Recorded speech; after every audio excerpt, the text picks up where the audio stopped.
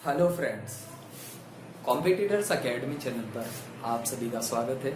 दोस्तों, आज की वीडियो में हम बात करने वाले हैं एक इम्पॉर्टेंट मैकेनिकल प्रॉपर्टी की जो किसी भी मटेरियल में पाई जाती है। उस प्रॉपर्टी का नाम है रेजिलियंस। रेजिलियंस की प्रॉपर्टी के बारे में बात करेंगे हम, इसकी डेफिनेशन देखेंगे और समझेंगे कि ये क्या प्रॉपर्टी होती है और इसका कहाँ पे यूज होता है। इसके अलावा रेजिलियंस की तरह ही एक और टर्म होती है दोस्तों, मॉड्यूलस ऑफ रेजिलियंस। वो भी एक इम्पॉर्टेंट प्रॉपर्टी है, वो सेम ही टाइप की है, कोई फर्क ज्यादा नहीं है। ठीक है, जैसा हमने टफनेस और मॉड्यूलस ऑफ टफनेस के बारे में पढ़ा था दोस्तों प्रीवियस वीडियो में, वैसा ही रेजिलियंस के बारे में भी पढ़ेंगे और जानेंगे इसके बारे में। दोस्तों, वीडियो में आगे बढ़े उससे पहले बताना चाहता हूं कि डिस्क्रिप्शन बॉक्स में जाकर के चेक करिए जो इम्पोर्टेंट सिविल इंजीनियरिंग की बुक्स हैं, जो कि हम BTech, diploma, GATE engineering services exam, JEE और जितने भी इंडिया के सिविल इंजीनियरिंग से रिलेटेड एग्जाम्स होते हैं उनके पॉइंट ऑफ व्यू से आपको बुक्स जो है डिस्क्रिप्शन बॉक्स में प्रोवाइड की हुई है। जितने भी आपके इंपॉर्टेंट सिविल इंजीनियरिंग के सब्जेक्ट्स है और जहां से हम आपको पढ़ाएंगे या जहां से जो है बहुत हाई प्रोबेबिलिटी में क्वेश्चंस बनने की संभावना है किसी भी एग्जाम में, चाहे वो एक बीटेक का स्टूडेंट ही क्यों ना हो, सबको वो बुक्स हेल्प करेगी। दोस्तों, मेरे खुद के एक्सपीरियंस में दोस्तों मैंने काफी सारी बुक्स पढ़ी, लेकिन ये स्टैंडर्ड बुक्स है जहां से इंजीनियरिंग सर्विसेज एग्जाम तक के लेवल में भी यहां से क्वेश्चन काफी आते हैं। तो आप जो है डिस्क्रिप्शन बॉक्स को चेक करिए। इसके अलावा दोस्तों डिस्क्रिप्शन बॉक्स में आपको कॉम्पिटिटर्स एकेडमी के टेलीग्राम चैनल का लिंक मिलेगा दोस्तों। इसके अलावा हमारे अदर सोशल मीडिया प्लेटफॉर्म्स के लिंक भी मिल जाएंगे जिनके थ्रू आप हमसे कनेक्ट हो सकते हो। और दोस्तों फर्दर क्वेरी हो तो आप मेल आईडी पर भी सेंड कर सकते हो। जैसे कि दोस्तों किसी स्टूडेंट को अगर इंडिविजुअल सब्जेक्ट पढ़ना हो जूम मीटिंग के थ्रू तो वो भी किया जा सकता है दोस्तों। तो चलिए दोस्तों, अभी तो डिस्कशन को शुरू करते हैं। आप डिस्क्रिप्शन बॉक्स को जरूर चेक करिएगा, आपके काफी काम का होगा दोस्तों सिविल इंजीनियर्स के लिए। अभी रेजिलियंस की प्रॉपर्टी के बारे में हम देखते हैं, समझते हैं कि भाई क्या होती है रेजिलियंस की प्रॉपर्टी। ठीक है, तो रेजिलियंस जो है दोस्तों, रेजिलियंस जो है एक तरीके की दोस्तों क्षमता है। ठीक है, जैसे टफनेस में हम देख रहे थे एक स्ट्रेन एनर्जी है वो। ठीक है, फेलियर पॉइंट तक के लिए जो हम स्ट्रेन एनर्जी कैलकुलेट कर रहे थे लोड वर्सेस डेल्टा और स्ट्रेस वर्सेस स्ट्रेन कर्व में, उसी तरीके से दोस्तों जो रेजिलियंस होता है उसमें इलास्टिक लिमिट पॉइंट तक स्ट्रेन एनर्जी को की कैलकुलेशन करने का जो तरीका होता है वही दोस्तों रेजिलियंस होता है। तो रेजिलियंस क्या होता है, एक टोटल इलास्टिक स्ट्रेन एनर्जी होती है। अगर आप यहाँ पे देखोगे तो एक कर्व आपके लिए मैं ड्रॉ करता हूं, P versus delta. P versus delta, P मतलब लोड है, लोड वर्सेस डिफॉर्मेशन का जो है यहाँ पे कर्व है, डिफॉर्मेशन का जो है डिफॉर्मेशन का कर्व है। और आप इस कर्व में देख सकते हो कि लोड वर्सेस डिफॉर्मेशन के कर्व में अगर ये कर्व एक जनरल इस तरह से सीधी लाइन जा रहा है और यहाँ पे जाके कि किसी पॉइंट पे अगर हम देखें यहाँ पे, और ये पॉइंट है इलास्टिक लिमिट का पॉइंट। ठीक है, क्या पॉइंट है ये, कोई पॉइंट बी है, ये इलास्टिक लिमिट का पॉइंट है। तो इसके नीचे का जो पर्टिकुलर एरिया है दोस्तों, अगर ये कहें हम, ये जो जिसको हैच किया गया है इस एरिया को, तो ये जो एरिया है दोस्तों, इस एरिया को कहा जाएगा इलास्टिक स्ट्रेन एनर्जी। इसको कैलकुलेट कर सकते हैं हम इलास्टिक स्ट्रेन एनर्जी को 1/2 इंटू P इंटू डेल्टा। तो ये P की वैल्यू तो यहां तक कुछ आ जाएगी और डेल्टा की वैल्यू यहां पे कुछ आ जाएगी, इसको मल्टीप्लाई कर लेंगे तो हमको इलास्टिक स्ट्रेन एनर्जी मिल जाएगी। तो रेजिलियंस एक्चुअली में किसी भी मटेरियल में, ठीक है, उसकी जो इलास्टिक स्ट्रेन एनर्जी होती है उसका रिप्रेजेंटेटिव होता है। ठीक है, तो हम यहाँ पे डेफिनेशन लिख सकते हैं कि भाई resilience it is the total तो आप यहां पे देखिए, it is the total elastic strain energy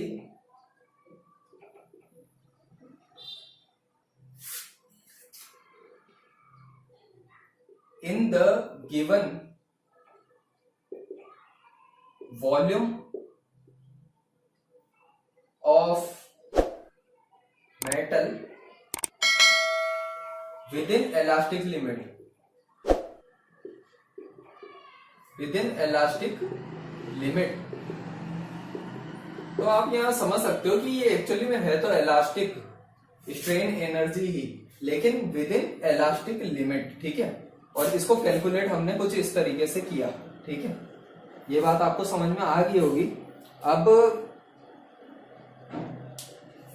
अगर हम बात करें यहाँ पे मॉड्यूलस ऑफ रेजिलियंस की, दोस्तों अगर बात करें, कुछ बुक्स में आपको अगर मिल जाएगा मॉड्यूलस ऑफ रेजिलियंस, तो मॉड्यूलस ऑफ रेजिलियंस में बस फर्क इतना सा होता है कि इसमें ये जो कर्व होता है वो P वर्सेस डेल्टा की बजाय सिग्मा वर्सेस एप्सिलॉन, मतलब कि स्ट्रेस वर्सेस स्ट्रेन का कर्व होता है, स्ट्रेस वर्सेस स्ट्रेन कर्व होता है, स्ट्रेस वर्सेस स्ट्रेन कर्व होता है। तो स्ट्रेस वर्सेस स्ट्रेन कर्व होता है इसमें, वो भी भले से इस तरीके से की हो, लेकिन क्या होगा यहाँ पे इस पर्टिकुलर इलास्टिक पॉइंट के नीचे का जो एरिया होगा उसका मल्टीप्लीकेशन होगा यहाँ पे स्ट्रेस वर्सेस स्ट्रेन कर्व, ठीक है। तो ये क्या हो जाएगी, इलास्टिक स्ट्रेन एनर्जी हो जाएगी। इलास्टिक स्ट्रेन एनर्जी को यू स्मॉल ई से भी रिप्रेजेंट कर सकते हैं, ठीक है, पर यूनिट वॉल्यूम। इसमें क्या होता है, पर यूनिट वॉल्यूम होता है। तो इसकी डेफिनेशन आप लिख सकते हो कि भाई modulus of resilience is the elastic strain energy in the given volume of a metal under the stress strain curve with in elastic limit, ठीक है। In the given volume of a metal under stress strain curve with in elastic limit, ठीक है। तो दोस्तों अगर हम modulus of resilience की बात कर रहे हैं, तो मॉड्यूलस ऑफ रेजिलियंस जो है ये भी वही सेम सिमिलर ही चीज होती है, बस फर्क ये होता है ये स्ट्रेस वर्सेस स्ट्रेन कर्व के बीच में होती है, ठीक है। तो स्ट्रेस वर्सेस स्ट्रेन कर्व अगर कोई आपको किसी मटेरियल के लिए दिया होता है तो उसके इलास्टिक पॉइंट तक, उसका इलास्टिक पॉइंट जो है ये पॉइंट बी है, वहां तक का जो ये एरिया होता है, ठीक है, ये जो एरिया होता है ये इलास्टिक स्ट्रेन एनर्जी कहलाएगा। और इलास्टिक स्ट्रेन एनर्जी जो है स्ट्रेस स्ट्रेन कर्व की वही मॉड्यूलस ऑफ रेजिलियंस हो जाती है, ठीक है। इसको आप इस तरह से भी दिखा सकते हो, U E is equal to 1/2 sigma into epsilon, ठीक है। तो ये आपको फर्क समझ में आ गया होगा रेजिलियंस और मॉड्यूलस ऑफ रेजिलियंस में, ठीक है। बहुत ज्यादा कोई खास बात नहीं है, बस P वर्सेस डेल्टा की वजह सिग्मा वर्सेस एप्सिलॉन का कर्व हो जाता है, ठीक है। अब देखो इसका यूज कहां पे है, अगर देखा जाए तो इसका यूज कहां पे है, अगर हम देखें और समझने की कोशिश करें तो इसका यूज होता है दोस्तों जो इलास्टिक स्ट्रेन एनर्जी की जो जरूरत पड़ रही है दोस्तों, वो जरूरत पड़ रही है हमको स्प्रिंग के केस में। दोस्तों स्प्रिंग, जो स्प्रिंग होती है दोस्तों, उसके केस में जो है रेजिलियंस की बहुत ज्यादा जरूरत होती है। तो ये इसका काफी अच्छा एग्जांपल है। तो हम यहाँ पे देख सकते हैं दोस्तों कि भाई जहां जहां पे हमको स्प्रिंग की जरूरत पड़ती है वहां पे हमको ग्रेटर मॉड्यूलस ऑफ रेजिलियंस की रिक्वायरमेंट होती है, ठीक है। ठीक है, आपने स्प्रिंग देखी होगी, इस तरीके से होती है। ठीक है, तो ये क्या है कि कंप्रेस होने के बाद ऐसा नहीं कि कंप्रेस्ड ही रह जाए, ये इसको खींचा जाए तो उसके बाद में पूरी तरह से खींच जाए, ये वापस से अपनी उसी पुरानी पोजीशन में आ जाए। इसी को जो है रेजिलियंस की क्षमता कहेंगे उस स्प्रिंग की। तो स्प्रिंग्स में ऐसा आमतौर पर देखा जाता है। ठीक है, और जरूरत होती ही है स्प्रिंग्स में, स्प्रिंग बनाई इसी तरीके से जाती है।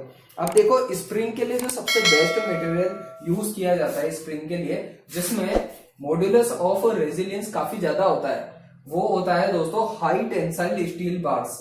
हाई टेंसाइल स्टील, ठीक है, ये जो है इस मटेरियल का यूज किया जाता है, हाई टेंसाइल स्टील का, क्योंकि इनके अंदर मॉड्यूलस ऑफ रेजिलियंस जो है काफी ज्यादा होता है। ठीक है, जब ज्यादा होता है मॉड्यूलस ऑफ रेजिलियंस, तो इनसे स्प्रिंग बनाना जो होता है आसान होता है, और स्प्रिंग को इस चीज की काफी ज्यादा रिक्वायरमेंट भी होती है। ठीक है, तो मैं उम्मीद करता हूं दोस्तों आपको रेजिलियंस समझ आया होगा।